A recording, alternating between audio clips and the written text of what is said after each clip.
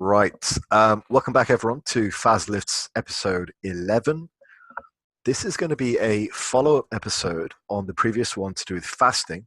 And this one is more specifically related to Ramadan, the upcoming Muslim event in which Muslims all around the world will fast for a month. And this fast is actually going to be a dry fast. So, what I'm going to do today is follow up the previous podcast to fasting. I would recommend you have a listen to that. And then also provide some more specific benefits to dry fasting, which aren't really talked about that often, but I've looked into them and they're pretty interesting. We are available on YouTube, SoundCloud, and iTunes. I would love to get some more positive reviews on iTunes. So if you can do that, that would be great. All right, so getting into this. I'm going to look at, firstly, practical tips on fasting. So if we start off with a kind of a brief, just a view on how I think you could make your fast easier and safer for yourself. And then we'll look at some of the regular fasting benefits. And then finally, we'll look at some of the dry fasting benefits, as that's going to be relevant for people who are observing Ramadan. So, firstly, practical tips on fasting. Right, now the big thing here is going to be hydration. So, but what I want to do is I want to talk a little bit about hydration because there seems to be some misconceptions about this. A lot of people would consider hydration to just simply be water intake. So, yep, I'm hydrated, I have enough water. That's not strictly true. Water is a large part of it, but think about it like this. If you're building a house, you don't just need bricks, right? Bricks being the water. You need binders, okay? You need cement. You need something that's going to make the bricks stick. And that for us, in regards to water and hydration, is electrolytes and carbohydrates. So specifically sodium and potassium, and then glycogen formed from ingesting carbohydrates. So let's kind of talk a bit about each. For the first one, carbohydrates, I don't think many people are going to have too much of a problem with that because after a fast, they're probably going to be hungry. And then they're going to, well, as the religion dictates, you open the fast with a traditional feast. So for the most part, people aren't really struggling that much with carbohydrates. The reason I'm going to put that in is for those people who may be using like a ketogenic type diet where there's zero carbs, we have to kind of be aware of the fact that the body will release a lot of water. And with that, it may well make the dehydration worse. So carbohydrates are definitely a part of it. And water is bound to the body via glycogen. Now, the second thing, which is really the most important thing, is electrolytes. This is hugely important. I really can't understate the importance of this. Fortunately, over the course of the last, say, couple of years, thanks to guys like Stan Efferding and whoever else, they've really popularized this idea of sodium. And I remember in the early days, Stan talking a lot about sodium, and he released lots of books, and everybody was on this salt kick.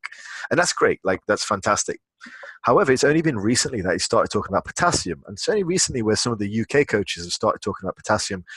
And I felt for a long time that they've only really been talking about half the story. Sodium and potassium in the body act together. Okay. So it's kind of like always focusing on, say, your carbohydrate intake and never focusing on your fat intake. So it's like, yep, I just, 100 grams of carbs today. Like I should be losing weight when your fat was like 500 grams or whatever. So, it's sodium and potassium, they work together in the body. And without one, there'll be amplified effects of the other and possibly side effects. So a lot of times, for example, if we kind of I'm going to give you a few scenarios here. So a lot of times, for example, if you've got too high of a sodium intake, that can actually be addressed very, very well by increasing your potassium intake. So if your sodium intakes, let's say 5 grams, and your potassium intakes, let's say half a gram to a gram, that's a really bad ratio. If you even that up, so you're using, say, 5 grams of sodium, 5 grams of potassium from all sources, you're going to have far less of those negative side effects from sodium. So just telling someone to decrease the sodium they ingest is absolutely not the full story. And you'll find that some of the most popular blood pressure medications actually emphasize their mode of action by decreasing sodium in the body, but also retaining potassium. So they're called potassium sparing blood pressure medications. So they're really kind of two sides of the same coin. And when you're focusing on electrolytes, it's vital that you focus on both. So in terms of general recommendations, I gave some in the previous podcast, but I would shoot for an active person, I would shoot for between 3 to 5 grams total of sodium and potassium at the same time.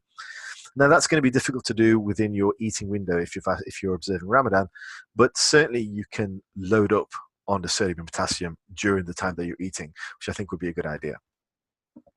And I just really wanted to highlight the fact that we really should be including potassium in that discussion as well. Just slamming in a load of sodium, while it'll do some good towards benefiting your hydration levels, it won't be quite as much as if you don't actually include potassium. And that's doubly true if you're exercising, and it's doubly true if you're on medications of all sorts, which tend to strip the body of potassium. So a really quick, sort of easy way of doing this is broth. Now, broth is fantastic. You can make bone broth would be ideal, but really any kind of broth, chicken broth, vegetable broth is really a good thing to have and keep in the house during Ramadan. So you can drink that, have some sort of vegetables in there as well. It can be a really, really nice, nutrient-dense recipe, which you can keep in the house, easy to warm up, and you can have that during the time when you're eating, or even break your fast with it, and it'll give you a good shot of electrolytes, carbohydrates, and water as well. All the things you need to get hydrated. So it's really a perfect food for what we're doing here, what we're talking about. So that's the first tip, or practical tip on fasting. You should really be hydrated, and you should be observing all three factors that relate to hydration, which is carbohydrates, electrolytes, and water. Now, moving on, fiber. Another thing I'd recommend to start your fast will be a high fiber meal. So avoid, really junky kind of food as the last thing you eat. Try and have a decent amount of fiber. So you're looking at some kind of a large salad, for example, particular starchy vegetables like potatoes and stuff like that. I would try and emphasize a lot of those. They're going to hang around in your gut for a little bit longer. They're going to keep you, they should keep you fuller for a little bit longer and make sure your stomach is feeling good. So I'd recommend a high fiber meal just prior to starting your fast. And the final thing is sleep. This is an unusual one, particularly for Ramadan, because depending on how long the fasts are, they can really affect your sleep. So you may well be starting your fast early in the morning, way before you might normally wake up, and then you're going till fairly late at night. If possible, try and adjust your sleep schedule. If possible, try and have naps. Try to continue to get enough sleep. I mean, the research in this is fairly clear. Even short-term lack of sleep can really affect your productivity, really affect your decision making, and really affect a lot of things that are going on in the body. So try to prioritize sleep, and feel free to even change your sleep schedule around during the course of the month to accommodate more sleep, which I think would be very helpful. So those are the big three takeaways, really. Hydration, high fiber meal to begin the fast, and also try and adjust your schedule to make sure you're getting enough sleep. All right, now let's talk a little bit about sort of fasting benefits. So we talked quite heavily in the previous podcast about some of the benefits, including for me, which was appetite suppression, just generally feeling good. My acute health markers were looking very good. And it was really, really an easy way for me to create a calorie deficit across the week. So if we kind of talk about what's happening inside the body, and maybe a lot of what my audience are going to be guys and girls who go to the gym, so they may well be concerned about fat loss. Maybe be concerned about fat loss and muscle loss. So I wanted to kind of put some of those fears to rest. Now we know when we go on a calorie reduced diet, so let's say you reduce your calories by 500 or so, there's people kind of worry about losing muscle. That's a fair concern, and certainly towards the end of a diet phase, there may be cause for that. People may well lose muscle. There is some interesting things that happen when we go from just a low calorie state to a complete cessation of food, and I find this really interesting because, in my view, just looking at the research, there seems to be more of a benefit to going from just existing in a state of either being very well fed or completely not eating, to being very well fed and like slightly less well fed, like if you're on a regular diet. There seems to be a lot more benefits internally, and your body has a protective mechanism against just not eating altogether. It almost seems like your body works very, very well being in a fed state, and it, with eating completely fully, right to maintenance or even above, and it works very, very well on a completely fasted state. It's that slow trickle of food which is typified by normal diets, like that annoying kind of hunger which comes from just being like slightly under, like 500 to 750 calories under your regular food intake. That sort of annoying hunger that comes with that for me, it seems to be that the body doesn't react to that as well. So let me kind of explain what I'm talking about. When you go for a prolonged period of time and you start a fast, there's a substance in the body called growth hormone, which gets upregulated. You start to release more and more growth hormone, particularly as you delve into the fasted state, which normally takes anywhere between 8 to 12 hours. So after 8 to 12 hours, which, by the way, usually coincides with when people wake up and they see that kind of growth hormone release, after that time, your body starts to spurt out more and more growth hormone. Now, I want to say a little bit about growth hormone first. People like this think, though, the name. they hear the name growth hormone and they think, oh, amazing, this is the key to growth. Like, it's not. Like, even endogenous or even exogenous growth hormone, it's not massively inherently related to muscle growth. It just isn't. Like, that's a myth in bodybuilding. It is under the right circumstances with the right combination of other things. So we want to kind of get, when you hear growth hormone, don't automatically think, wow, this is going to get me huge. It's really not. Because I've actually heard people say that. I've heard fit pros. There was a girl I used to follow on Instagram, and she'd actually learned from a university course. They just taught her from a university course that, when you're fasting, you become anabolic. You sort of build muscle because your growth hormone gets upregulated. And she put that on one of her stories. And I remember thinking, it's the stupidest fucking thing I've ever heard in my life, because, well, what's anabolic? Food is anabolic, right? Growth hormone in the absence of a lot of calories, that's not anabolic. But what it is it's anti-catabolic. And that's really where our interest gets piqued relative to like just lowering your calories. Because if you just lower your calories, you're not going to get all those growth hormone spurts. Just you're hormonally going to be somewhat similar to where you were just on maintenance. But during the complete cessation of food, we get this growth hormone release. And it seems to be fairly constant until you start ingesting food.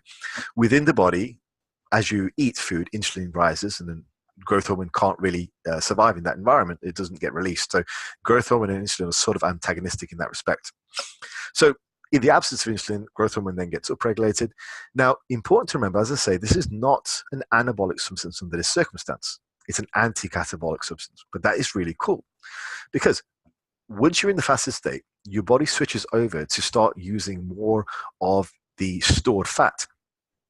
Now, that's an interesting one, and I don't want to get ahead of myself here in terms of, I don't want people to sort of take this out of context. Like, it doesn't mean you're going to turn into like a fat burning machine, which I'm sure you've heard people say that on the internet, like, this amazing fasting, like, you turn into a fat burning machine, blah blah. Like, it's not strictly true, because the fact of the matter is, if you burn, say, 500 calories via when you're in a fasted state, or you burn 500 calories if you're in a fed state, that's still 500 calories at the end of the day. It's still creating just a calorie deficit. It doesn't matter where it's come from. You see what I mean? So just the fact that you predominantly lose fat doesn't mean you're actually going to see a greater result at the end of the week. You're still probably burning the same amount of calories. So it still is all about calories in versus calories out. That's always there. But what is really important is, because growth hormone gets upregulated, your body chooses to use more of its free fatty acids. So it releases fatty acids into the bloodstream. Your body chooses to use more of that. Now, why is that important? Because it's then not using stored glycogen. Okay, it stops doing that. So you don't get like super flat. You don't get weak in the gym. That doesn't happen. All right. You might psychologically feel weak, but I will bet you that's more to do with your hydration and your electrolytes than it is to do with your actual glycogen stores. And I would urge anybody who feels weak during Ramadan to make sure they're getting enough carbohydrates and electrolytes when you are actually in a fed state. Definitely urge you to get in your electrolytes. So this has a protective mechanism in the body whereby you preferentially burn fatty acids. You stop burning glycogen just at rest. You still would burn glycogen in the gym, obviously. if you're lifting weights. And it also has more of a protective mechanism against protein synthesis as well. So your body is always in a state of breaking protein down and adding protein to your body. So there's sort of the net balance of that determines whether you gain muscle or lose muscle. And hormones like testosterone and all that kind of stuff that bodybuilders might use, that increases your rate of nitrogen retention. All right, so that's what puts you in an anabolic state. What this does is it prevents your body from excessively breaking down protein stores and muscle stores, and that's what the growth hormone does. So you've got a three-pronged attack there. One, your body preferentially burns free fatty acids.